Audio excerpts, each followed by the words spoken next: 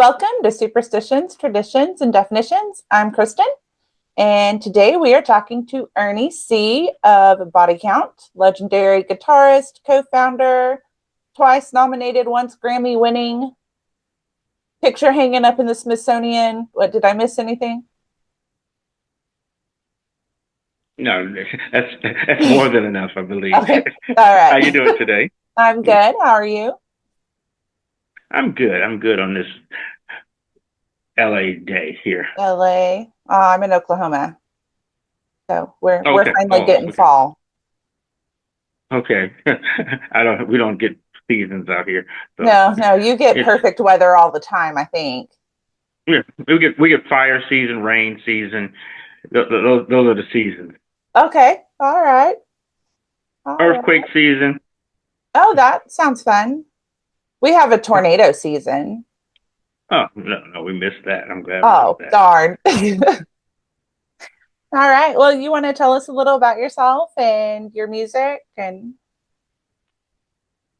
Well, I'm Ernie C. I play a speed metal band called Body Count. We've been around for about 35 years, give or take a year. We've done like seven records, and uh, we won a Grammy 4 years ago. And you know, we've been touring and playing and things like that for the past 30 plus years. awesome. You just did a show this past weekend? Yeah, we played up in Sacramento, California, with Iron Maiden and Judas Priest. That was a lot of fun. I bet. How fun. That sounds fun. All right. So, how did you get into guitar? Well, I picked up the guitar at about 12 years old. I came out here to California. It was just, I was the only child. So, with a lack of things to do, I needed something to occupy my time instead of being in street gangs, which is popular here in Los Angeles. I decided to play the guitar. So I picked it up at about 12 years ago. I mean, 12 at 12, 12 years ago. No, at 12. And I've been playing ever since. Awesome. Awesome. And it just became, did you, when you picked it up when you were 12, did you think I want to be a rock star when I grow up, or was No, it? not at all. Yeah, I played R&B commercial music from the radio. Rockstar didn't come in until after I learned how to play. But I always wanted to pose with the guitar. I like that. But playing music for a living, I think I always wanted to do that. I think I really did, but it just happened. It wasn't a plan or anything like that. Because if I wasn't doing this, I don't know what I would be doing. Yeah, hmm that's awesome. What's been the biggest challenge you faced? Um, there haven't been challenges. It's just, we've lost some members of our band. Three of the members have passed. There was originally five guys from high school, and three of the members have passed. The biggest challenge is when someone passes to pick up and do the band and continue to do the band. So we've, managed to pick up and keep going three separate times. So the last time was like 12 years ago. We picked up and we've been going ever since. We have a band. I've had seven variations of this band. There's the first band that worked just fine, and the band that we have now that we've done. This is our third record together. It works, but some in the middle, there were like five in the middle. It just didn't quite work right. Just didn't jive with you guys, or? No, it's just it's personalities, it's musical styles. It's a lot of things. To make a band that works right. It's just not always the best players make the best bands. It has a lot to do with personality and getting along and feeling each other and camaraderie. I don't play sports, but the band is the closest thing I have to like being on a basketball team or something like that. Five members of the band, so All it's like right. a team. Awesome. Everyone can't be Michael Jordan. No, that I get that. Yeah. Yeah. All right. And I'm going to assume you love it, and since you don't see yourself doing anything else, what's been the best part of it? Yeah, I mean, the best part is traveling. You get humbled when you take time off, and this one says, they you changed my life. I get that more and more now that we get older and we're still around. Because when I was up this weekend, this guy came up to me and says, June the 5th, 1991, you played at Lollapalooza. You changed my life. And I was just like, Oh, wow, okay. That's 34 right. years ago, something like that. And he says, you changed my life. And he said, that's why I'm here playing with this band because at this show, because you changed my life. 30 years ago, and you get more and more of that the older we get and the more we're Mhm. still around Is it just after music. the determination you guys have to stick it out, or your technique? Is it No, it's the fans. just No, no, it's just the fans. And this band, it stood for something. We went through a thing in the '90s that we stood up for something. We said something. We're just not a one hit band. We stood for right? something, and so now people give us respect for being around and what we talked about 30 years ago, about the cops and stuff like that. Police brutality. Hmm. It's still prevalent today. Yeah, So that was you guys like had presidents talking about you and things like that with that and album in '91. Yeah, Cop Killer. yeah, and vice presidents and city Mhm. councilmen, and it was a thing. But contrary to people's belief, we didn't sell a lot of records because the record got pulled from the record stores. So we didn't sell the tens of millions of records that people think we sold. But what it did give us was respect, and like a kind of a prestige of a street level band that stands for something. So that's what it did. What made us have the longevity to be around now. If we would have left it out there and then tried to resell it and capitalized on it, then that would have been like selling it out. But we really believed in the song, and we said we're going to pull it because people were getting threatened that shouldn't have been getting threatened. So that's why we're still around 30 years later. So you kind of credit pulling the song from the original album as helping with your longevity. It helped, because the people that had the song were our true fans. And if you just let it stay out there, then you would get all kinds of suckers buying the record just to have it. But Right. the 600,000 people that bought the record believe in us, and those are the core base of our fans.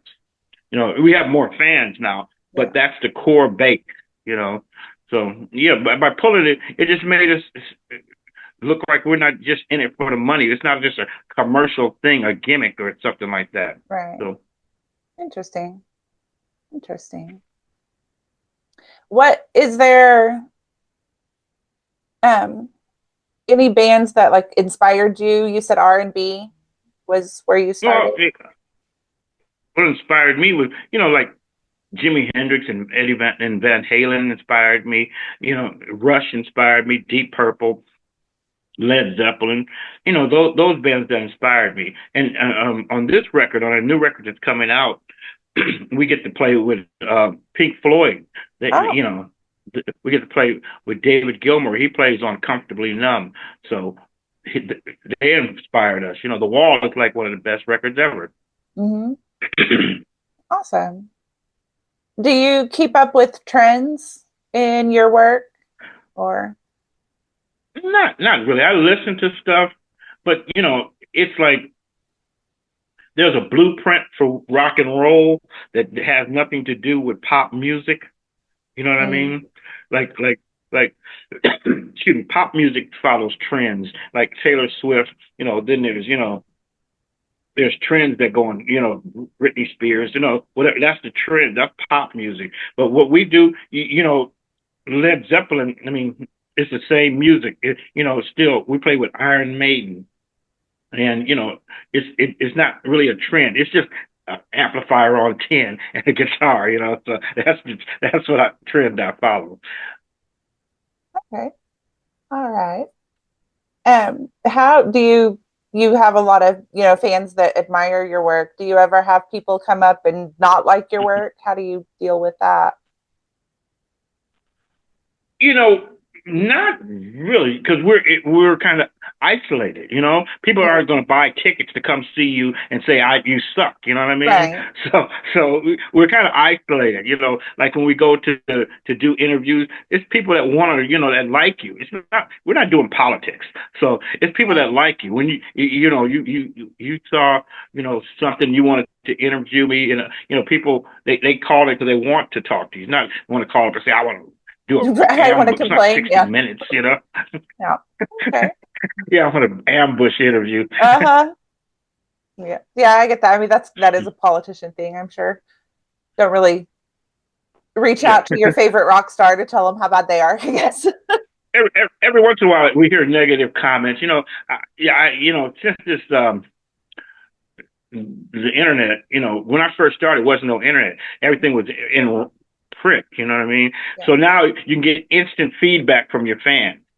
Sometimes you get some negative stuff, but the most part is positive. But you get some negative stuff, and sometimes fans jump on and say something negative. Because example, the other day I saw a video of Tony Iommi. Tony Iommi plays with Black Sabbath. Right. He put on there, he had a guitar that he played on Iron Man, and I put on there I played that guitar because I have played that guitar because I produced the Black Sabbath record, and I was honored that Tony brought that guitar for me to play.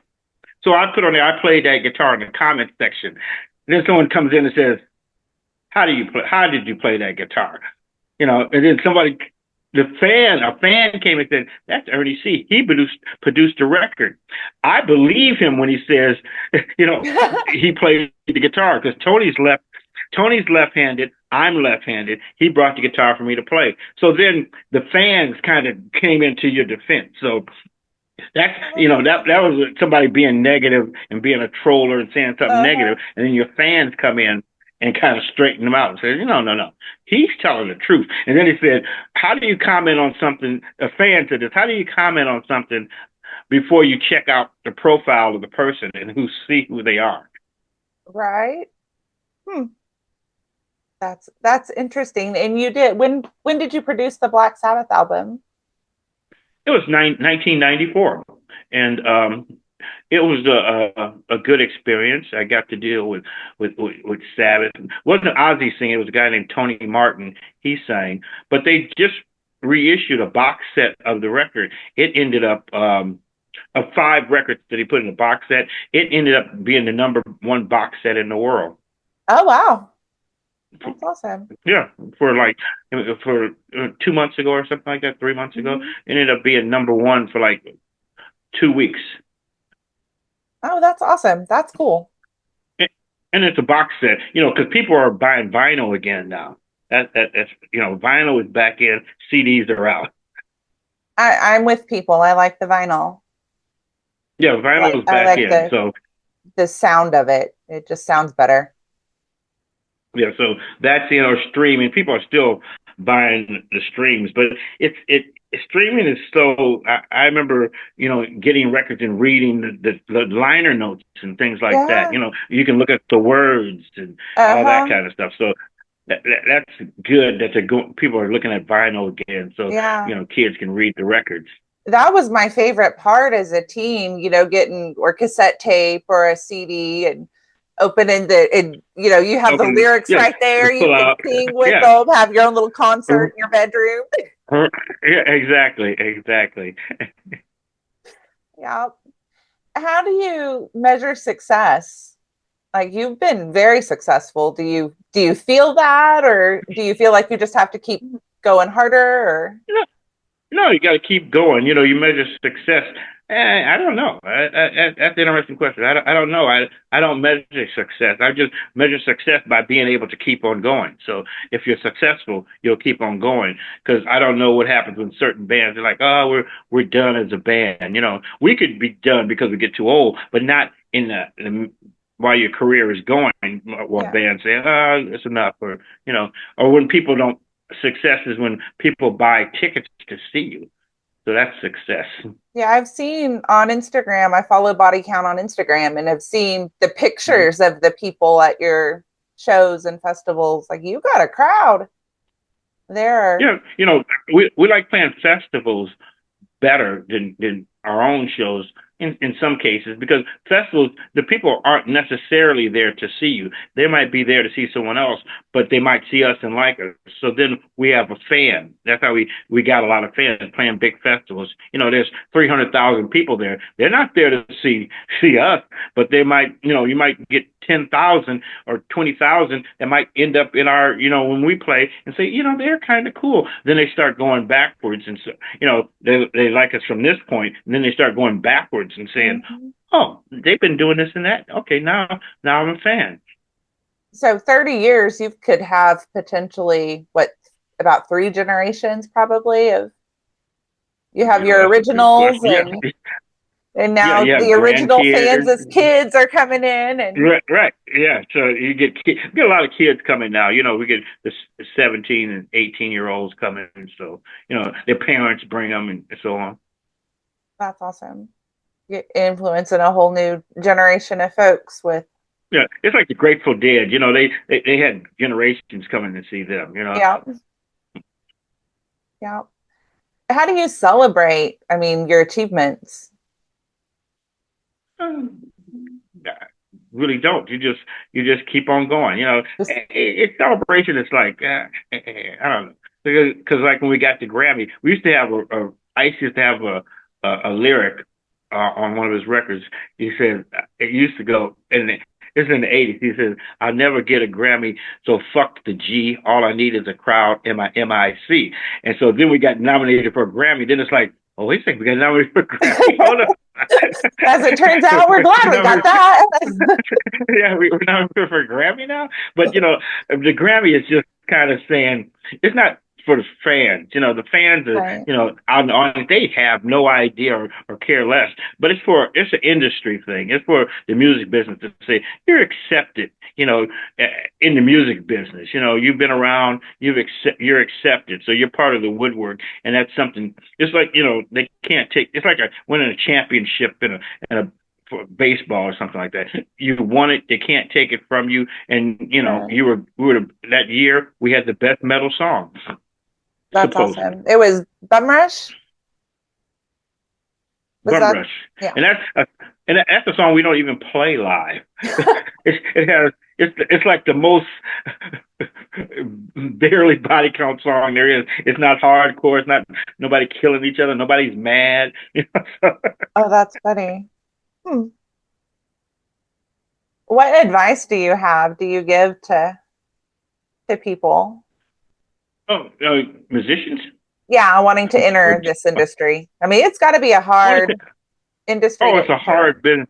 It's Yeah. a business that makes no money. It's like because everyone's trying to rip it off. It used to make a lot of money, but you can still make money. The advice I give them is be consistent and be true to what you do. Stick to your guns. Don't try to conform to fit into a certain peg. Don't if you're round, don't try to fit into a square peg. Just keep on doing what you do, and a round peg, round spot will Mhm. come for you to go. Because when you start chasing things, you'll never catch it. That's why they call it chase. Chasing a dream because you're chasing it. It keeps on getting away from you. That's why people, you shouldn't chase, your dreams. You just wait for your dream. Okay. All right. It'll find you, I guess. Just Yeah, as long it'll as you're come around to you. consistent and If you're consistent and believe in what you do, you will find an audience. Don't try to go somewhere to find the audience because they're there being an audience for somebody else. Don't try to conform to fit into that group, mhm. because yeah, just get your own group. Awesome. You did over the summer, you guys were in Europe, right? Yeah, we go to Europe quite a bit because Europe, the countries, you can go to a bunch of countries really quick, because like when you tour the United States, it's a big place, and you just go from state to state, and you're still in the United States. But when you go to Europe, you can go to France, you can go to Germany, you can go to Poland, you can go to Switzerland, you can go to Norway, all in within a day of each other. Oh So wow. you cover a lot. Seems like you cover a lot of ground, but like you can do Germany, like so you get publicity for all over Germany. So, you can go to Austria, you can go to, Luxembourg. These are all one stops. You go to Amsterdam, one stop, but it's a whole country. You cover countries like that. Wow, So I see. we do like 10. It looked hard. I kind of Go followed ahead. you guys on Instagram, and you did like 25 shows in a month or something. It looks like hard work. Yeah, and you do like, and you do like 10 countries, 10, Oh, wow. 15 countries. So it covers a lot of ground. That's the thing. You're tired. You keep it moving, but you get up and you do the show. So one time my son went out with us years and years ago. He's a banker now. He went out with us and he said, "This is really hard work." He said, because everyone thinks you're out on the road just partying down. That's why musicians end up drinking a lot and things like that because they try to keep it going. They try to keep it going. Just to stay awake or Yeah, just stay to awake, keep to go moving. to Yeah. sleep. You're keeping strange hours. You're doing this. You're getting shuffled around. You're in a hotel. You're on a bus. You're in a plane. You're in a car. You're in a cab. You're on a train. So Wow. a lot of movement. What is So your you're tired favorite? just thinking about it. How long did it take you to recover from that? It takes a month to recover. Does it? I bet. At least a few weeks because it's a 9 hour difference in time. There's a whole Uh-huh. bunch of things going on. And not just the regular jet lag you get from a No, vacation. no, It's no, yeah. not at all.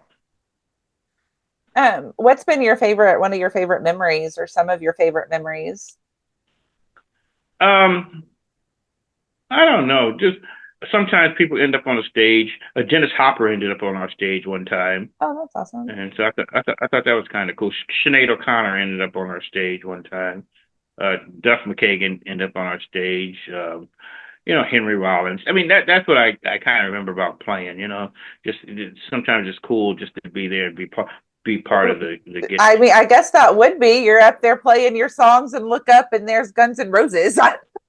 Yeah, yeah, That would be cool. Yeah. yeah. It was very cool. Um, so my podcast, we do like superstitions and history is our primary thing. Are you superstitious? Okay. No, not. I don't think I am. Dates don't. No, I'm not. No, I'm not. I don't think I am. No Lucky Charms, no. No, I have some crystals and things like that, but I just have them. I don't know if they work. I don't know if they do, but I just have them. And try to believe in them. I look at them and say, bring me I'm a some big money. fan of crystals, and I do believe in them myself. But Was that's that? me. Yeah, So yeah, I I have, have some. I got some pyramid and some things like that, but they're nice to have. They're. and they're pretty. So whether they work or not, they're pretty. Hmm. Yeah, I have some magnets. I don't know. I got some weird stuff, I guess. Weird stuff. Okay, I like the weird myself, but they're yeah, it's a superstitious thing. Do you have hobbies outside of music that you? My hobby, I guess my hobby is going to the gym and trying to be healthy. I don't know, trying to be healthy. That's the key word there. Uh, but that's the hobby, and not really.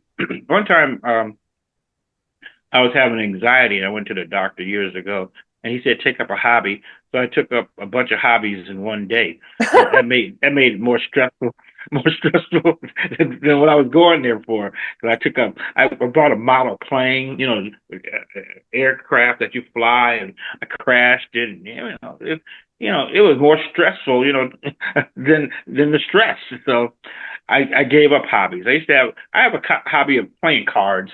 I like playing blackjack at the casino. So So that's a hobby, I guess. But then there's a thin line between hobby and addiction. So right. I just do it as a hobby every once in a while.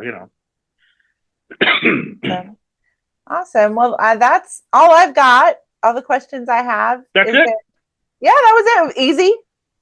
I didn't ask you anything That too was hard. easy. That was Yeah. painless. Okay. All right. Good. No, that's real. Didn't ask for like your social You're very security welcome. number or your credit score. Nothing No. outrageous. So No, or blood type or anything like that. yeah, So all that. Well, it next was time maybe we'll it do it was a again and pleasure. get that information. No, that's no problem. Okay. It was a pleasure. It's a pleasure talking to you too. Is there anything you want to share before we leave? Your No, album. Body Count has a new. Yes, he has a new. Body Count has a new record coming out. Merciless. It comes out November 22nd on all platforms. So pick it up. Awesome. And pre-orders. You can pre-order now. Can you? You can pre-order and everything like that. All right. All right. Okay. Well, we'll be on the lookout November 22nd for Merciless. Merciless. And also, we'll be on Jimmy Fallon's show December the 5th, I believe, or 4th or 5th. It's a Wednesday. Okay. Okay. All right. Okay. All right. Well, thank you so much. Thank you. Thank you. Bye. Bye bye.